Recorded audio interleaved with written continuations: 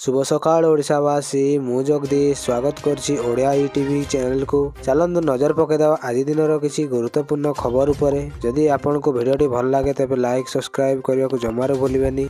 पश्चिमबंग मुख्यमंत्री ममता बनर्जी निज दलर समस्त विधायकों को भेटिछन्ति। विधानसभा बजेट सेशन पूर्व विधायकों को साक्षात करछन्ति टीएमसी सुप्रीमो ममता बनर्जी। एही समय रे दिल्ली निर्वाचन फलाफल को नहीं निज विधायकों सह आलोचना करिवे एवं 2026 रे हेबाकु थिबा बेंगल विधानसभा निर्वाचन पई दिल्ली फलाफल प्रभाव पकाई पारिबो नहीं बोली से दृढ़ मंतव्य दैछन्ति। एहा सह 2/3 बहुमत सह टीएमसी पुणी थरे सरकार करियो बोली कहते टीएमसी सुप्रीमो। चलନ୍ତୁ नजर पकईदेवा परवर्ती खबर उपरे। भारत रे एक दुखद घटना जो भेलजान ग्रुप संस्थापक एवं अध्यक्ष श्री राव निज नाती किलार कीर्ति तेजांक हाथ में जीवन हराई। एही परिवार मध्य संपत्ति विभाग को नहीं विरोध चलता। शेष अप्रसन्न तेजा एक छुरी नहीं निज जेजेबापा को आक्रमण करते। प्राय 70 थरु अधिक छुरी बसी देथिबा बेले घटनास्थल रे ही तांको जेजेंक मृत्यु घटिथिला। तेजांक जेजेमा जेतेबेले एहांकु रोकिबाकु चाहुथिले तेरे से मध्य गुरुतर आहत होइतिले। तेजा निकट रे एक शिक्षित युवक थिबा बेले जी कि अमेरिकार मास्टर शेष कर भारत फेरथिले। घटना पर तेजा को गिरफ्त कर पुलिस तदंत जारी रखिथिबा बोली सूचना आसी। चलନ୍ତୁ नजर पकईवा परवर्ती खबर उपरे। प्रयागराज रे प्रबल गाड़ी भिड़। महाकुंभ रे बुड़ पकईवा पई श्रद्धालु को प्रबल भिड़ सामना करबाकू पड़िछि। जीवा पई सब रास्ता रे भारी जाम लागिथिबा बेले 200 रु 300 किलोमीटर पर्यंत लंबीछि गाड़ी। विभिन्न आड़ू प्रयागराज को संयोग करथिबा सब रास्ता रे प्रबल गहली। दीर्घ किलोमीटर पर्यंत लंबीछि गाड़ी। प्रयागराज आखपाख जिला जेपरिकी बनारस, कानपुर, फतेहपुर, कटनी, सतना एवं रेवार स्टेशन गुड़िक पूर्ण हो जाइछि। यात्री मानक स्टेशन मानक ठिया हेबा पई मध्य स्थान मिलुना। यह व्यतीत जो मानकर टिकेट कन्फर्म होइछि सेमाने मध्य समस्यार सम्मुखीन होउछन्ति। परिस्थिति एपरि होइछि जे सेकेंड एसी थर्ड एसी मध्य साधारण कोचर परिणत होई सारिछि।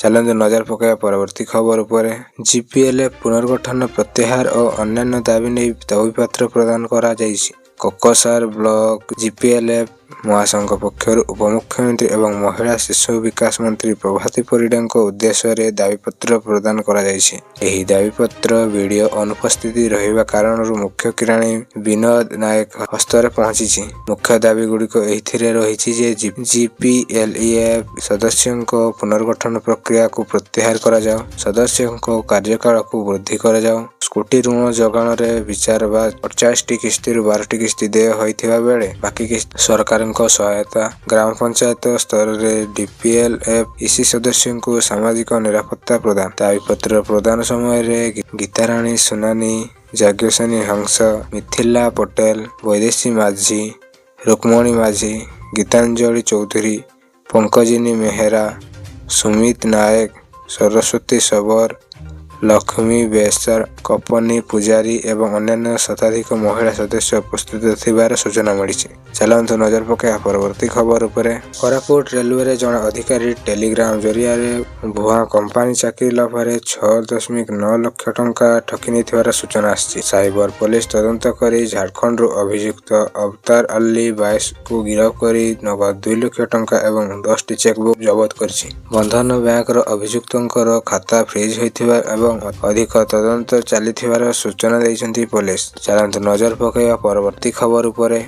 कोयला खनि मंडल विक्षोभ। कुर्मितर और नारायणपस खनि रे बिनाई विधायक लक्ष्मण मुंडा नेतृत्व में 5000 रु अधिक कर्मी गणधारणा देइछन्ति। एकचाटिया परिवहन व्यवस्था को विरोध रे एही आंदोलन होइथिबार सूचना आछि। पुलिस सह धस्ताधस्ती और खनि भितर व्यापक भंगारुजा करथिले। विधायक चेतावनी दैथिले जे जदि दाबी अपूर्ण रहिला गणधारणा जारी रहिबो बोली से सूचना दैछन्ति। चलନ୍ତୁ नजर पकईवा परवर्ती खबर उपरे। केन्दुझर जिला बांसपाड़ टोल गेट निकट में घटिथिबा एही मर्मांत घटना रे पुआ विकास सेठी निज बापा अजय सेठी को काठफाड़िया रे आक्रमण कर हत्या करिछि। परिवार रे विवाह नहीं चलिथिबा कलह एही मरणांतक घटना रे कारण पलटिछि।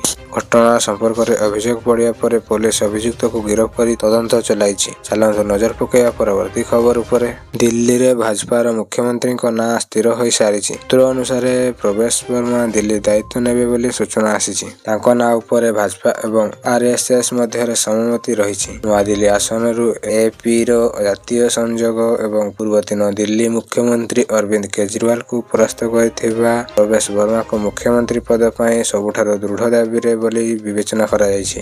ଯଦି ଆରଏସଏସର ସୂତ୍ରଗୁଡ଼ିକୁ ବିଶ୍ୱାସ କରାଯାଏ, ତେବେ ସର୍ବସମ୍ମତ ହାସଲ ହେବା ପରେ ଭାଜପା ନେତୃତ୍ୱ ପ୍ରବେଶ ବର୍ମାଙ୍କୁ ନାମକୁ ଚୂଡ଼ାନ୍ତ କରିବେ। ଅରବିନ୍ଦ କେଜରିୱାଲଙ୍କୁ ପରାସ୍ତ କରିବା ପାଇଁ ତାଙ୍କୁ ପୁରସ୍କାର ସ୍ୱରୂପ ଏହା କରାଯିବ ବୋଲି ସୂଚନା ଆସିଛି। ଚାଲନ୍ତୁ ନଜର ପକାଇବା ପରବର୍ତ୍ତୀ ଖବର ଉପରେ।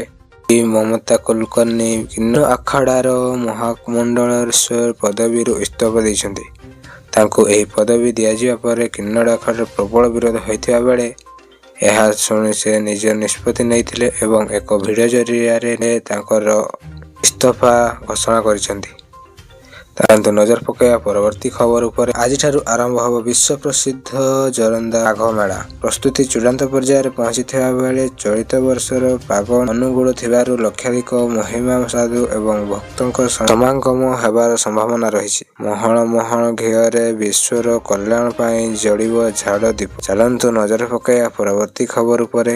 କର୍ମଚାରୀଙ୍କ ପାଇଁ ଆସିଲା ଖୁସି ଖବର। ହୋଲି ପୂର୍ବରୁ କେନ୍ଦ୍ର କର୍ମଚାରୀ ପେନସନଭୋଗୀ ଏବଂ ଇପିଏଫ୍ଓ ଆକାଉଣ୍ଟଧାରୀଙ୍କୁ ଦୁଇଟି ଗୁରୁତ୍ୱପୂର୍ଣ୍ଣ ସୁବିଧା ମିଳିବ। ରିପୋର୍ଟ ଅନୁଯାୟୀ ବେତନଭୋଗୀ ବ୍ୟକ୍ତିମାନଙ୍କ ପାଇଁ ଟିକସ ଛାଡ଼ ପରେ କେନ୍ଦ୍ର ସରକାର ମାର୍ଚ୍ଚ ମାସରେ କେନ୍ଦ୍ରୀୟ କର୍ମଚାରୀ ଏବଂ ପେନସନଭୋଗୀଙ୍କ ପାଇଁ ମହଙ୍ଗା ଭତ୍ତା ବୃଦ୍ଧି କରିପାରନ୍ତି। ଏହା ସହିତ 2025 ଆର୍ଥିକ ବର୍ଷ ପାଇଁ ପିଏଫ୍ ଜମା ଉପରେ ସୁଧ ହାର ବୃଦ୍ଧି କରିପାରନ୍ତି। ହୋଲି ପୂର୍ବରୁ ମୋଦି ସରକାର କେନ୍ଦ୍ରୀୟ କର୍ମଚାରୀ ଏବଂ ପେନସନଭୋଗୀଙ୍କ ପାଇଁ ମହଙ୍ଗା ଭତ୍ତା ଏବଂ ମହଙ୍ଗା ରିଲିଫ 3% ବୃଦ୍ଧି କରିପାରନ୍ତି। ନୂଆ ଦର 56% ହୋଇଯିବ। ଏହି ଦର ସପ୍ତାହ ବେତନ କମିଶନ ଅଧୀନରେ କରାଯିବ ବୋଲି ସୂଚନା ଆସିଛି। ଚାଲନ୍ତୁ ନଜର ପକାଇବା ପରବର୍ତ୍ତୀ ଖବର ଉପରେ।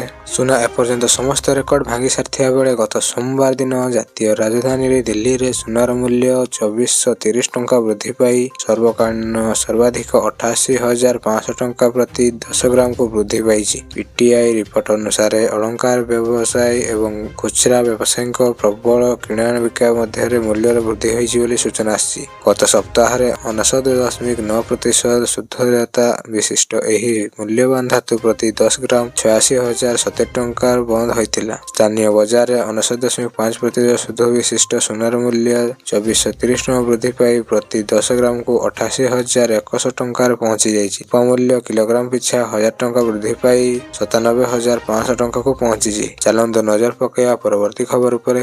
ରାଜ୍ୟରେ ତୃଣମୂଳ ସ୍ତରରେ କ୍ରୀଡ଼ା ଭିତ୍ତିକ ସୁଦୃଢ଼ ହେବ।